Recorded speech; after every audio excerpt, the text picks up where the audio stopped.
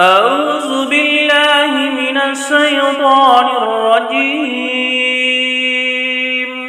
بسم الله الرحمن الرحيم. الرحمن علم القرآن خلق الإنسان علمه البيان الشمس والقمر بحسبان والنجم والشجر يسجدان والسماء رفعها ووضع الميزان ألا تطغوا في الميزان وأقيموا الوزن بالقسط ولا تخسروا الميزان والأرض وضعها للأنام فيها فاكهة والنخل ذات الأكمام والحب ذو العصف والريحان فبأي آلاء ربكما تكذبان خلق الإنسان من صلصال كالفخار وخلق الجان من مارج من نار فبأي آلاء ربكما تكذبان رب المشرقين ورب المغربين فبأي آلاء ربكما تكذبان مرج البحرين يلتقيان بينهما برزخ لا يبغيان فبأي آلاء ربكما تكذبان يخرج منهما اللؤلؤ والمرجان فبأي آلاء ربكما تكذبان وله الجوار المنشآت في البحر كالأعلام فبأي آلاء ربكما تكذبان كل من عليها فان ويبقى وجه ربك ذو الجلال والإكرام فبأي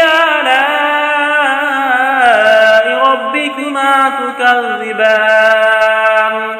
يسأله من في السماوات والأرض كل يوم هو في شان فبأي آلاء ربكما تكذبان سنبرغ لكم أيها الثقلان فبأي آلاء ربكما تكذبان يا معشر الجن والإنس إن استطعتم أن تنفذوا من أقطار السماوات والأرض فانفذوا لا تنفذون إلا بسلطان فبأي آلاء ربكما تكذبان يرسل عليكما شواظ من نار ونحاس فلا تنتصران فبأي آلاء ربكما تكذبان فإذا انشقت السماء فكانت وردة كالدهان فبأي آلاء ربكما ربكما تكذبان فيومئذ لا يسأل عن ذنبه إنس ولا جان فبأي آلاء ربكما تكذبان يعرف المجرمون بسيماهم فيؤخذ بالنواصي والأقدام فبأي آلاء ربكما تكذبان هذه جهنم التي يكذب بها المجرمون يطوفون بينها وبين حميم آن فبأي آلاء ربكما تكذبان ولمن خاف مقام ربه جنتان فبأي آلاء ربكما تكذبان ذواتا أفنان فبأي آلاء ربكما تكذبان فيهما عينان تجريان فبأي آلاء ربكما تكذبان فيهما من كل فاكهة زوجان فبأي آلاء ربكما تكذبان متكئين على فرش بطائنها من استبرق وجان الجنتين دان فبأي آلاء ربكما تكذبان فيهن قاصرات الطرف لم يطمثهن إنس قبلهم ولا جان فبأي آلاء ربكما تكذبان كأنهن الياقوت والمرجان فبأي آلاء ربكما تكذبان